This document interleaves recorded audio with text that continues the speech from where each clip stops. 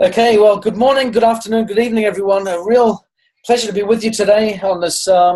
Today here in England, as I sit here, look out my window, the sky is filled with grey clouds and it's been raining, and it was forecast to be the hottest day of September in a good number of years here in the United Kingdom. Clearly, that has not been the case.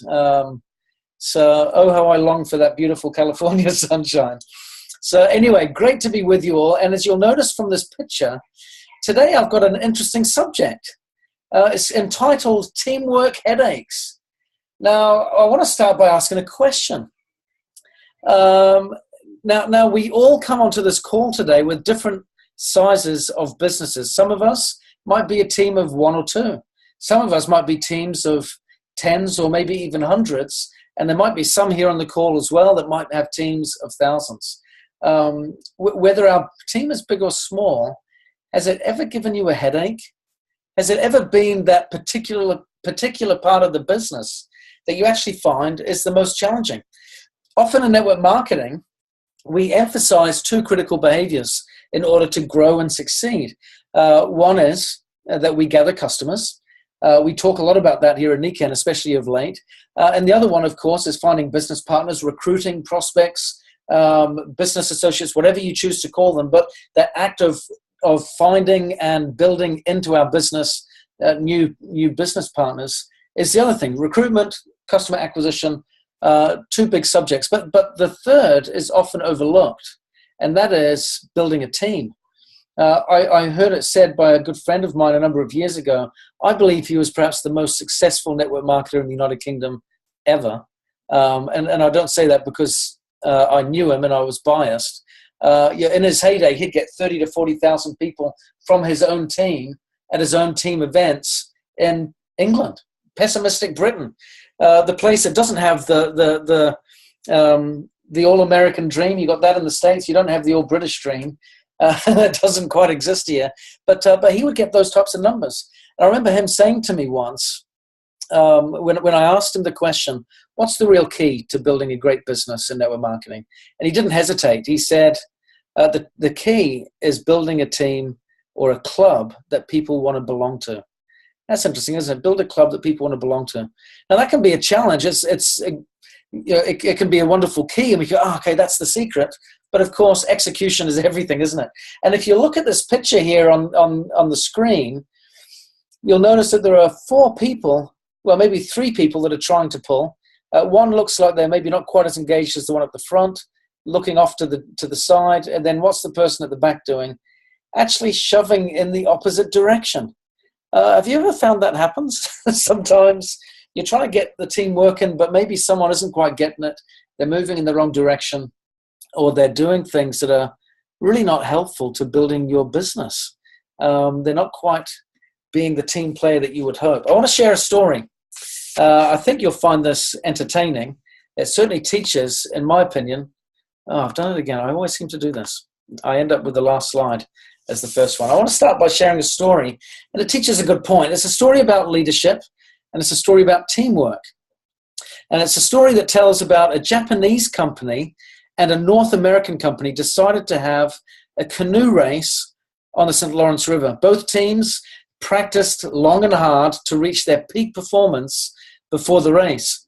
Now, surprisingly, on the big day, the Japanese team won. That's not the surprise. It's that they won by a mile. They came in a mile before the American team. Now, the North Americans were very discouraged and depressed, so they decided to investigate the reason for this crushing defeat. What could be the cause? So a management team made up of senior management was formed to investigate and recommend some appropriate action. Sounds like good advice, perhaps, to do that. Their conclusion was, and this is funny, the conclusion was the Japanese team had 8 people rowing and 1 person steering, while the North American team had 8 people steering, but only 1 person rowing. So the North American management decided that maybe they should hire a consulting company, pay them a large amount of money, and ask for a second opinion. They were advised that too many people were steering the boat while not enough people were rowing it. So to prevent another loss to the Japanese, the rowing team's management structure was totally reorganized. And instead, what they created were 4 steering supervisors, 3 area steering superintendents, and 1 assistant superintendent steering manager.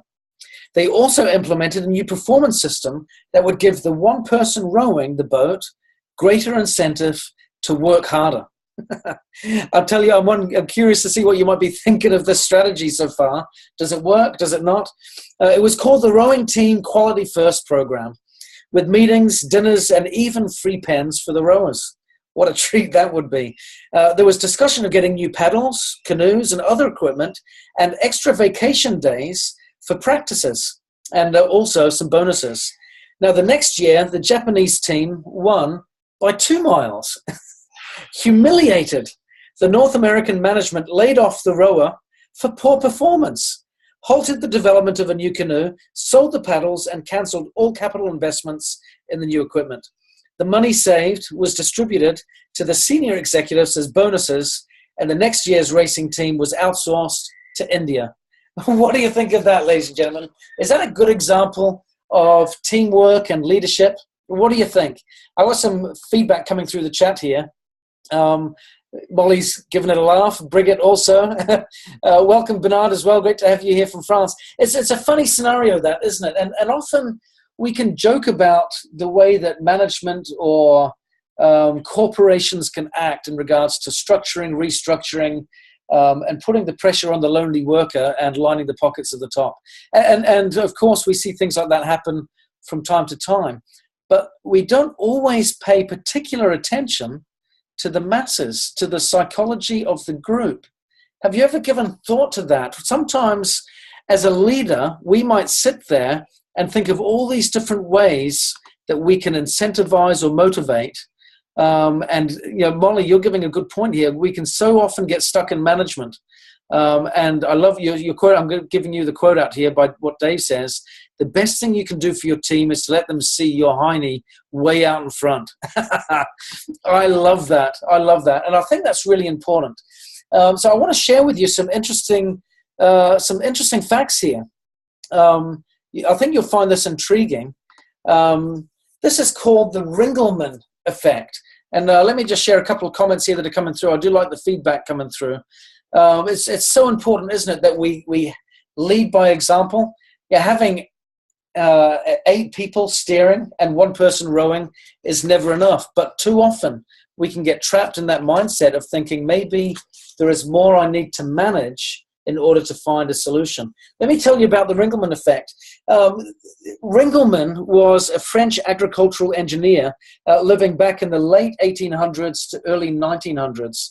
And he discovered a very interesting effect, which obviously got his name. And this is that it is the tendency for individual members of a group to become increasingly less productive as the size of their group increases. Let me state that again. It is the tendency for individual members of a group to become increasingly less productive as the size of the group increases. Now that's interesting, isn't it? He illustrated this by using a real simple process of a pulling rope. And what he found was the larger the team on pulling each end of the rope, the less personal effort was put in by the individuals. You would think that there would be so much more strength being applied to the system. What they actually got was often the reverse effect. And not only that, he said he discovered that as more and more people were added to the group often becomes increasingly inefficient, ultimately violating the notion that group effort and team participation reliably leads to increased effort on behalf of the members. That's interesting, that, isn't it? Do we find as we're building our team, and like I said, even though we can see that can happen with bigger and bigger groups, we can still find the same thing happen. And I've seen this many times where the challenge of this Ringelmann effect, where you've got maybe a small team, but there are a number of people on that small team that are not as motivated or as disciplined as what they could be, that can have an effect on the group as well. And in particular, what I found with smaller groups is a unique challenge in network marketing. And that is, if you're, let's say, use a simple example. You're wanting to go, you're wanting to go to gold, and you need 3 silvers, don't you? And so what typically happens, you've got 2 silvers, you recruit 1 more person, and this person has to be it. Because if they qualify, then I can rank advance to gold. I'll put all my efforts into this person to help them achieve that rank of silver, but maybe they just don't want it as much as you do. And what happens?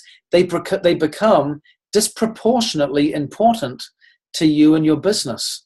So sometimes we can give too much attention to that little person that's standing to the left on the screen there, that is in the space, but not pulling the rope.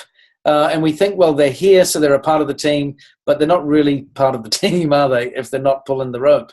So what do we do about this? I want to identify some critical observations that research has given us, and then provide some solutions about this. So let's take a look here at what some of these situations can be. So first of all, this Ringelmann effect kind of identified a phrase that I found both amusing but also very interesting. Social loafing. Isn't that a great phrase? Have you ever experienced social loafing before? Well, this is what social loafing and the Ringelmann effect give evidence to. The bigger the group, the lower the individual effort. The bigger the group, the easier it is to be inefficient. The bigger the group, the less motivated individuals within the group can become. And big groups can often equate to social loafing. And that is often what social loafing is really perhaps a loss of motivation, a reduction in personal effort. But here is something that was really interesting. It was identified that people would work harder when they discovered that their behavior was visible. Meaning, do you find that it's easier to kick off, not do as much because you work in the comfort of your own home, whereas in a public environment, when we're at a meeting, at a local event, or somewhere else, we can have a very different approach to our business? It's interesting that, isn't it? That visibility of our activity can significantly influence the way we perform and behave. Now, that is important to note when it comes time for us as business leaders to look for ways to inspire our teams to take action. So let's look at some of these and look at ways that we can turn this around. And I want to share with you 4 things to improve the team experience to reverse these effects I was talking about before: minimized individual effort, inefficient effort, less motivated or undermotivated individuals within the group, and social loafing. So if you can identify some of these behaviors within your team and you want to reverse it, let's take a look at some particular behaviors that we can apply as business leaders in order to see some change go about in our groups. And if your business is small, then perfect. Let's introduce these early on so that we can avoid them or manage them well as we develop our organizations over time. I deliberately put a picture here of some wolves. The strength of the pack is the wolf, and the strength of the wolf is the pack. Rudyard Kipling said that. I love that. Wolves are known to be incredible team players, aren't they? They hunt in packs, they work in packs, incredibly efficient and working as teams. So let's look at ways that we can be pack-like, but maybe not so vicious perhaps as the wolf. So here are some 4 simple steps that I would like to recommend that we consider in order to improve the performance of our group. And I think these are nice and simple, but really, really compelling as well. I'm glad, Kathleen, that you're saying here as well, the need for visibility definitely does create a difference in results, doesn't it? The challenge here is judging each other does not come into it. I want to really stress that, and we'll discuss that point that Kathleen raises here in just a minute. So the first point here is step number 1: increase identifiability. Like I said before, when people see their efforts are more visible, they work better. One of the ways that we can do this is through recognition, not through judgment. Kathleen raises a good point. As we identify people's behavior, it's not to poke a finger of judgment, but ideally to give an opportunity for recognition. Recognition and reward are two big words that we use a lot in our business, aren't they? People come into this business because they want to get recognized for their achievement and they want to be rewarded for it. So if we can identify ways to recognize people's efforts, we find that to be very, very constructive. Mentoring is also a very positive way that we can participate in making the activity more identifiable. So I'd like to encourage you to make a few notes and think of ways that you could look at the efforts of your team and find ways that you can bring it out to the forefront and make it visible. Social media can do a great job with that. When you've got someone that's just recruited a new person, celebrate it on Facebook. If they've got some new customers, celebrate on Facebook. If you've got some testimonials, share them on Facebook. There are lots of ways that we can do that. Or share the stories upline so that we can pull people on to some of the calls that take place each week and interview them and share that message out around the Niken world. Now, Brigitte raises an interesting point here as well. She says some people are shy to accept recognition. What do you do then? Well, there's also some very personal ways that you can give recognition. One of these ways is you can put a note through the post. Send them a little card saying, I just wanted you to know I recognize this. Want you to know how pleased we are with your efforts, your success, your accomplishment. It's not going unnoticed.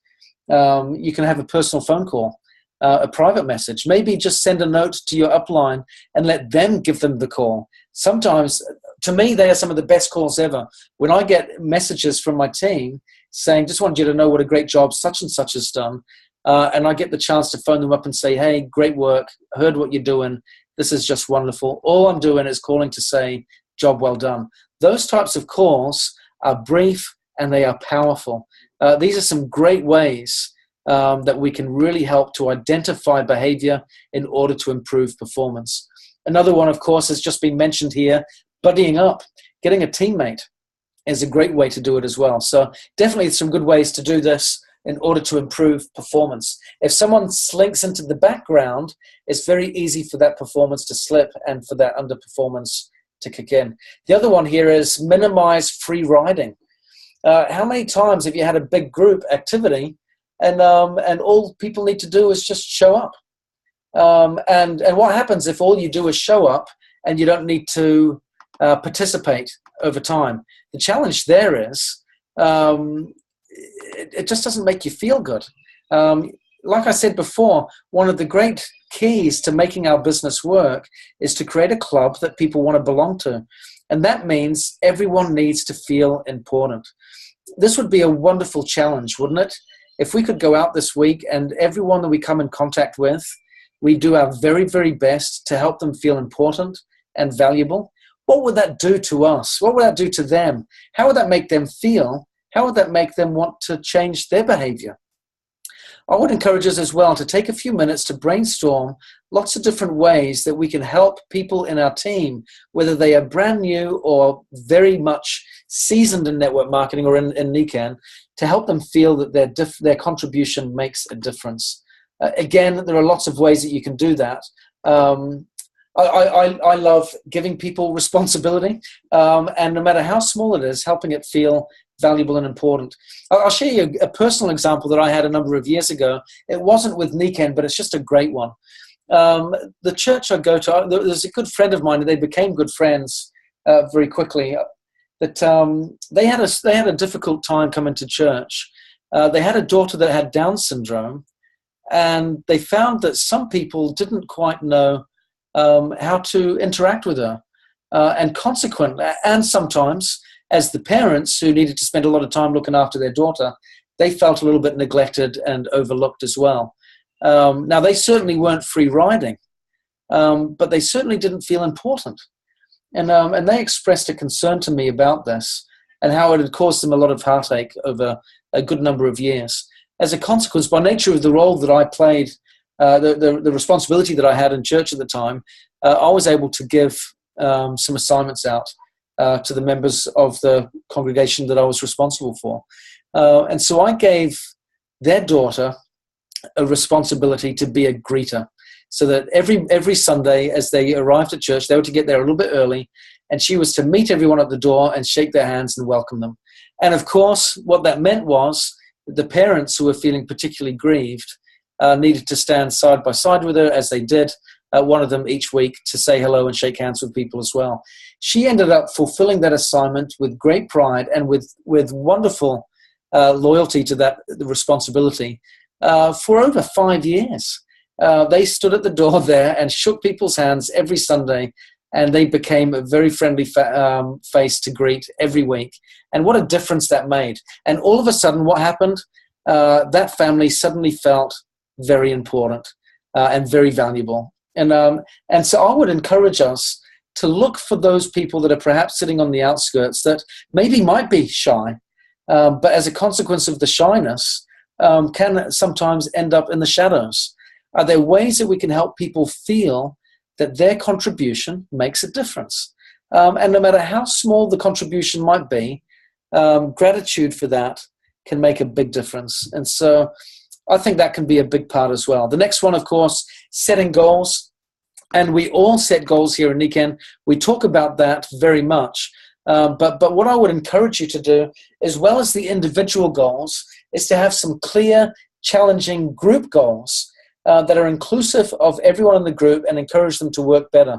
If they can feel that they're all working together on a cause, and we always talk so much about this in Niken, don't we? Kind of start with why. Simon Sinek, no one cares how much you do. No one cares what you do. They care why you do it.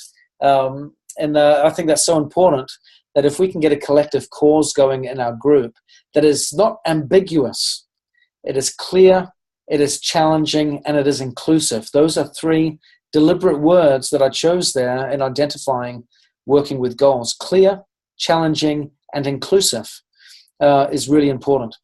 The last point I wanted to make on this was that we increase the involvement of others in our group.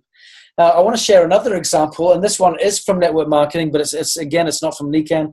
I've been around the block a little bit in this industry. This was from a group that I worked very closely with in the Netherlands. And we had a very loyal, very hardworking, very dedicated team leader that worked the business, was really responsible for the Dutch market. It was a small market at the time, and he was very anxious to see it succeed and grow. But as a consequence of that anxiety for the group's prosperity, what we found was he did pretty much everything by himself.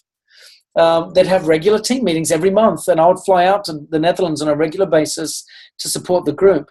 But he would always organize the location, the venue. He would always organize the presentations. He would do most of the presentations himself. He'd do the follow-up. He'd help people get signed in at the end of the night. He'd do all the work and kept very, very busy. But the challenge was there wasn't that growth taking place within his business, which meant new leaders weren't developing. He did everything himself. And have you ever fallen into that trap where, because you're so anxious for things to work right, let me just do it all for you? And the challenge with doing that is we remove the opportunity for growth that others might need to experience. I would encourage you to be willing to take a little risk in the practice and engagement of those around you, in giving them responsibilities and a chance to step up and to grow and to become. It is through experience that we change, not through study alone. Study is important. Reading is important. Coming to the calls is important. But if we don't do ourselves, we will not get the wisdom and experience that we need in order to become our best self. And we are here all for humans being more. I think that is really, really important. We cannot become more if we're not willing to do more first. And I think that's really, really critical. But wisdom isn't just a gift of birth. It comes through, unfortunately, brutal experience, opposition, trial, adversity, learning from others, and hopefully learning from the good things that we do as well. But contrast and comparison are unfortunately some of the best teachers. So be willing to give assignments out to people in your group. Let them do things that maybe you wouldn't normally let them do so that they can grow and become. what I would encourage you to do with that process to ease the stress and worry is recognize the role of accountability or delegation.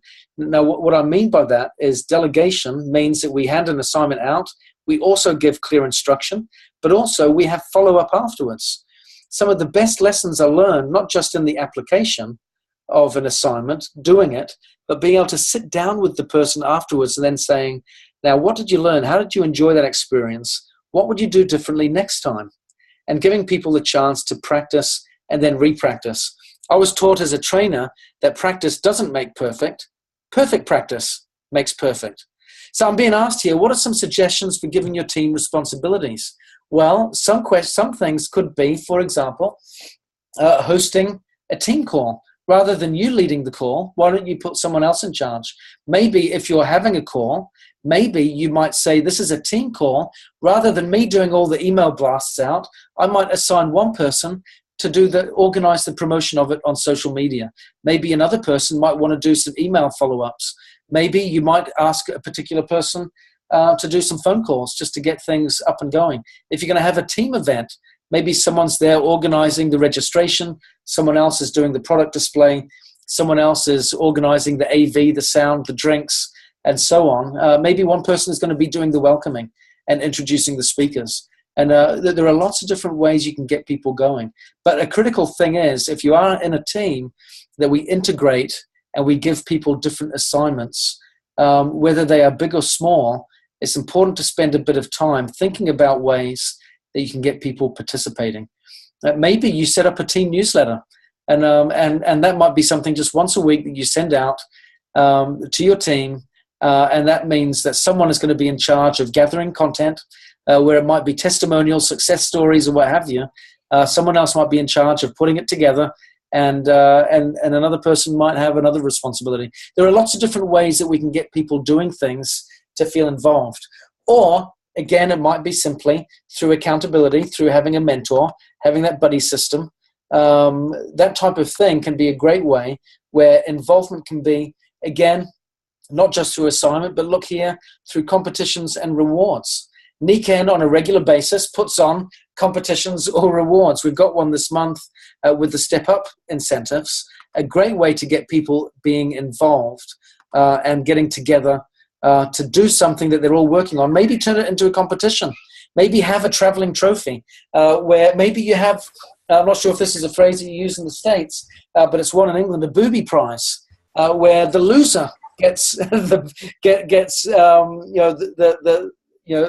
some type of booby prize that just makes it fun and enjoyable and gives people a chance to have a laugh. We want to make it fun. We want to make it inclusive. And I think the more we do these two types of things, the better. As Dave said, it's all about having a club to belong to. And, of course, we want to make sure that we enjoy being in it.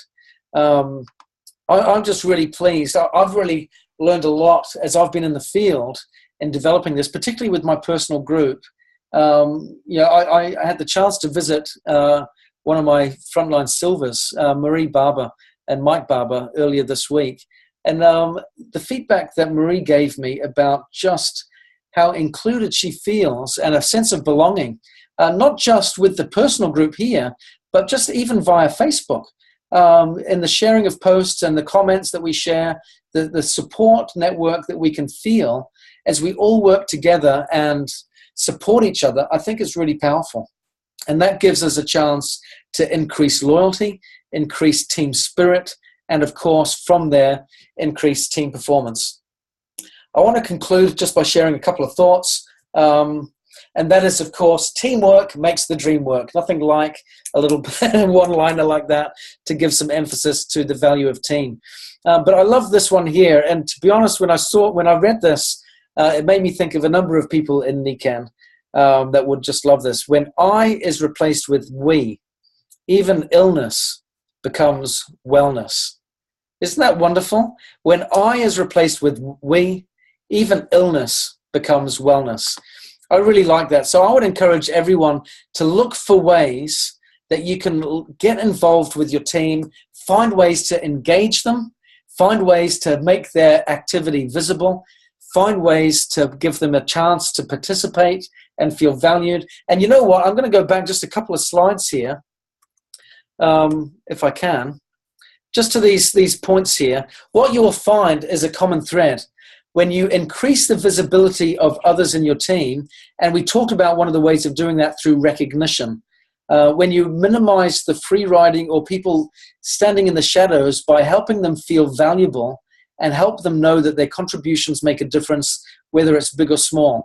When you help them set goals that are clear, challenging, and allow them to work together, when you increase their involvement through giving them added responsibility, competition, reward, and other types of things, you could sum all of that up in 2 words. What do? We love them. Isn't that great? We love them. When we can recognize the opportunities we have to show our love to our team, then we'll find that all of those challenges of teamwork start to go away. So, in 4 simple steps, I've summed it up in 1. The more we love our team, the more we invest in them, the more we lead by example, the more we do for them, the more we serve them. We'll find that those headaches will start to go away. And again, all of that love isn't always expressed through your own personal efforts or activity. It is also expressed through delegation and getting other people involved as well. I find that it's a great way to reach out and to make a difference. Again, ladies and gentlemen, as I always say at the end of each of these calls, really do love you. I'm so pleased to be a part of this group, to be able to provide support here. I'm grateful for all of the ABCs that I get to do each week, for the one-on-one mentoring, and for all of the interaction that I get to have with so many. It's the best job in the world. It was the scariest move. I was saying this to a friend of mine earlier today. I can't remember if it was on a mentoring call or not. It was one of the scariest moves I made, moving from being president of Niken to being a distributor. And it's turned out to be one of the most rewarding. I get to spend so much more time hand in hand with so many of you, and what a privilege it is. So everyone, thank you so much. So glad to be a part of this. How do we improve our team? We love them. How do we get them to do a better job? We love them. How do we inspire action in others? We love them. That is always the starting point. We love them. How do we instill hope and confidence in others when they don't have it themselves? We love them. That is the great lesson of it all. The starting point isn't belief in yourself. It's knowing that someone else believes in you. When you can express that confidently and sincerely, then the self-belief starts to come. Again, thank you all so much. This call is being recorded. We will get it shared out in next to no time. Have a great week, everyone, and I look forward to speaking to you again real soon. Take care, and bye-bye.